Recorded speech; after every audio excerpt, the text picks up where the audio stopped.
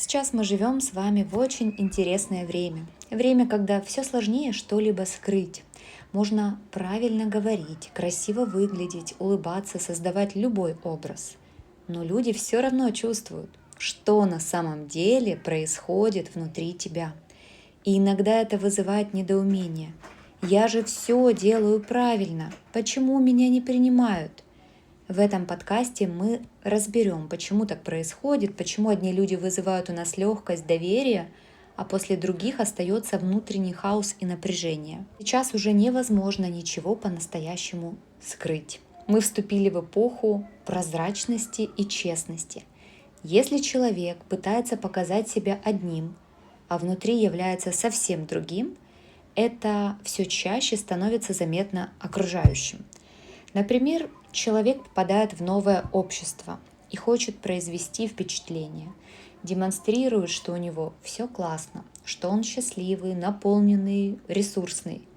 Он тщательно следит за внешним образом, улыбается, говорит правильные слова, но его взгляд, выражение лица, внутреннее состояние, какие-то невербальные сигналы, словно говорят совсем о другом.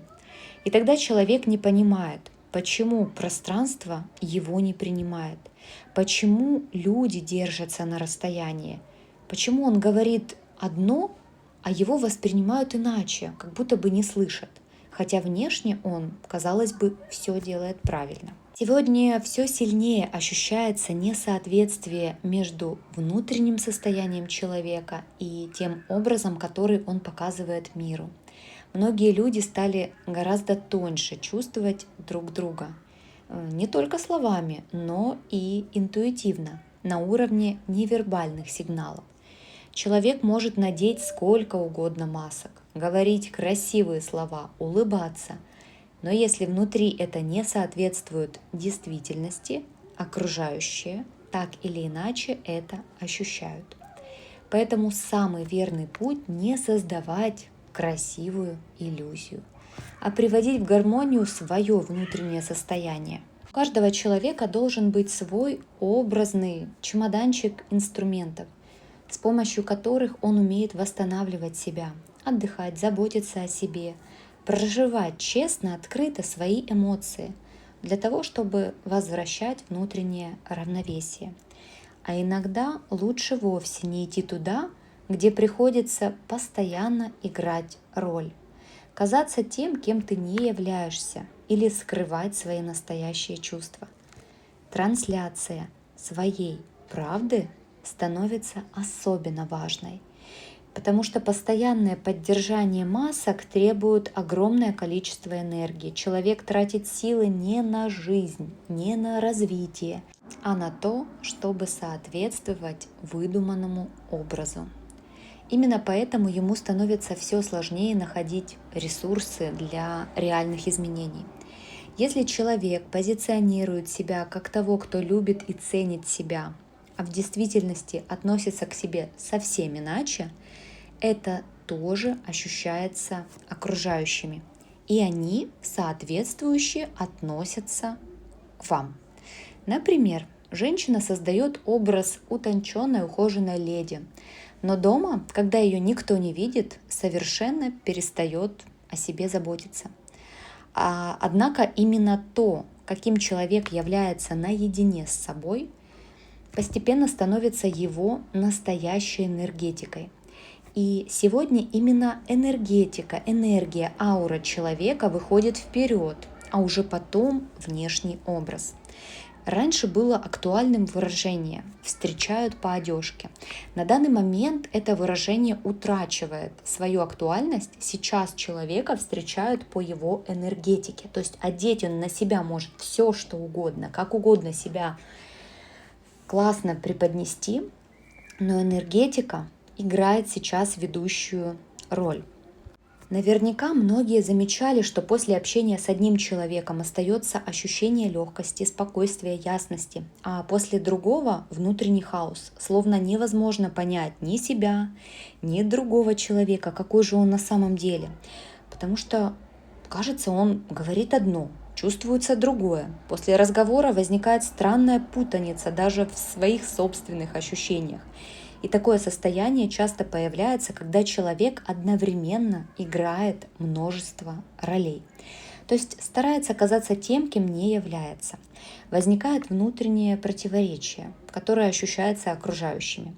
А если после общения остается чувство спокойствия, естественности, честности, доверия, значит, человек предстал таким, какой он есть на самом деле, без необходимости что-либо изображать.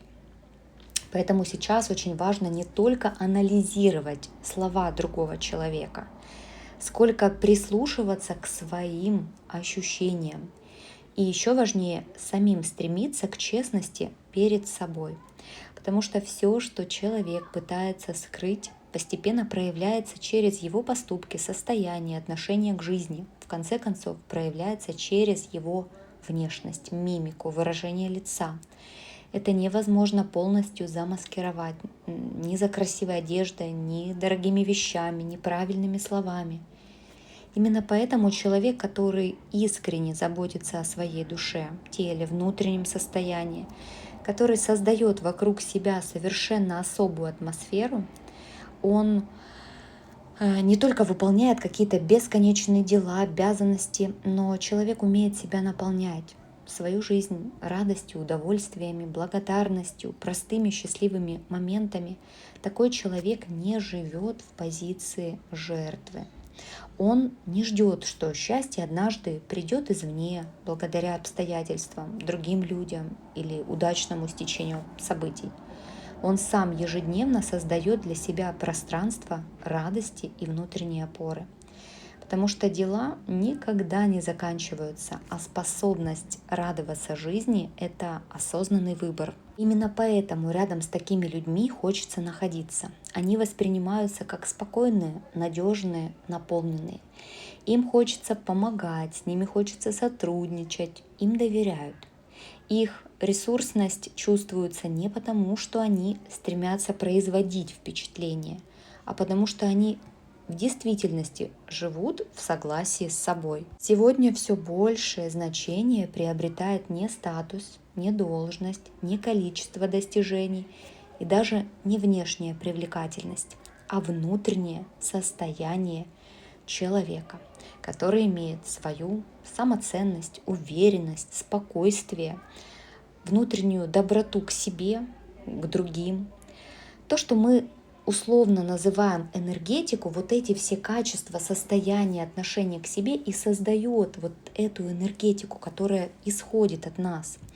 Она складывается из наших мыслей, поступков, привычек, отношения к себе и окружающим, а также из тех состояний, в которых мы чаще всего находимся.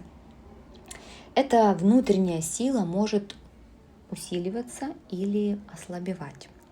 Она становится крепче тогда, когда человек искренне заботится о себе, уважает свои границы, живет в согласии со своими ценностями и при этом не забывает о других. То есть человек делает акцент на том, чтобы укрепить, разнообразить, наполнить свой внутренний мир, а не сыграть какую-то классную роль в общении с кем-то, а не показать себя каким-то крутым, великим.